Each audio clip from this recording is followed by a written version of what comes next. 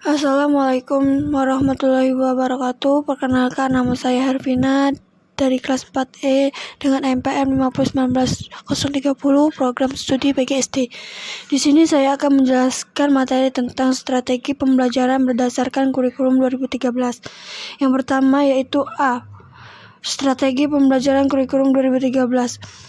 Strategi adalah suatu pola yang direncanakan dan ditetapkan secara sengaja untuk melakukan kegiatan atau tindakan.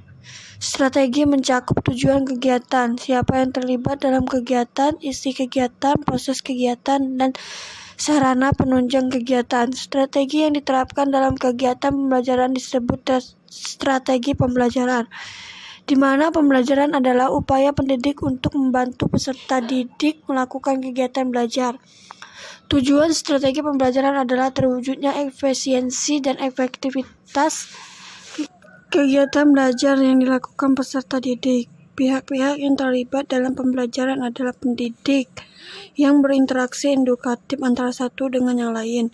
Isi kegiatannya adalah bahan atau materi belajar yang bersumber dari kurikulum suatu program pendidikan. Proses kegiatan adalah langkah-langkah yang dilalui pendidik dan peserta didik dalam pembelajaran. Sumber pendukung kegiatan pembelajaran mencakup fasilitas dan alat-alat bantu pembelajaran. Pembelajaran merupakan proses ilmiah, karena itu kurikulum 2013 mengamatkan esensi pendekatan ilmiah dalam pembelajaran. Pendekatan ilmiah diyakini sebagai titian emas perkembangan dan pengembangan sikap, keterampilan, dan pengetahuan peserta didik. Dalam pendekatan atau proses kerja yang memenuhi kriteria ilmiah, para ilmuwan lebih mengedepankan pelaraan induktif ketimbang penelaah deduktif. B. Macam-macam strategi pembelajaran. Yang pertama, strategi discovery learning. Strategi discovery learning adalah teori belajar yang didefinisikan sebagai proses pembelajaran yang terjadi bila pelajar tidak disajikan dalam pelajaran dalam bentuk finalnya, tetapi diharapkan mengordinasikan sendiri. Yang kedua, strategi inquiry learning adalah pembelajaran yang mempersiapkan situasi bagi anak untuk melakukan eksperimen sendiri. Dalam arti luas, ingin melihat apa yang terjadi, ingin melakukan sesuatu, ingin menggunakan simbol-simbol dan mencari jawaban atas pertanyaan sendiri. Yang ketiga, strategi project-based learning adalah pembelajaran yang menggunakan proyek atau kegiatan sebagai media. Peserta didik melakukan eksplorasi, penilaian, interpretasi, sintesis, dan informasi untuk menghasilkan berbagai bentuk hasil belajar.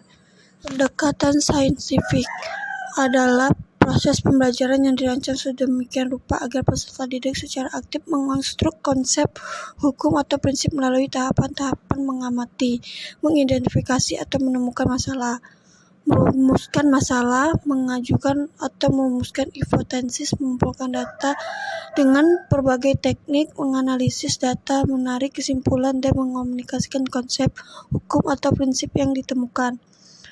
Pendekatan saintifik yang digunakan dalam pembelajaran dikemas secara berurutan. Yang pertama, mengamati, yang kedua menanya, yang ketiga menalar, yang keempat mencoba, dan yang kelima membuat jejaring. Yang kelima, keterampilan abad 21. Keterampilan abad 21 terdiri atas 1. Life and career skill, 2. Learning and innovation skill, dan yang terakhir, ketiga, informasi media and technology skill. A. Keterampilan hidup dan berkarir, meliputi keterampilan untuk beradaptasi terhadap perubahan dan fleksibel dalam belajar dan berkegiatan dalam kelompok, mengelola tujuan dan waktu, bekerja secara independen, dan menjadi siswa yang dapat mengatur diri sendiri.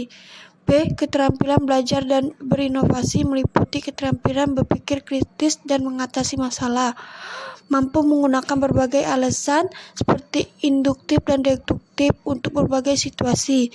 Yang C. Keterampilan teknologi dan media informasi, meliputi keterampilan literasi informasi yang mampu mengakses informasi secara efektif dan efisien, mengevaluasi informasi yang akan digunakan secara kritis dan kompeten.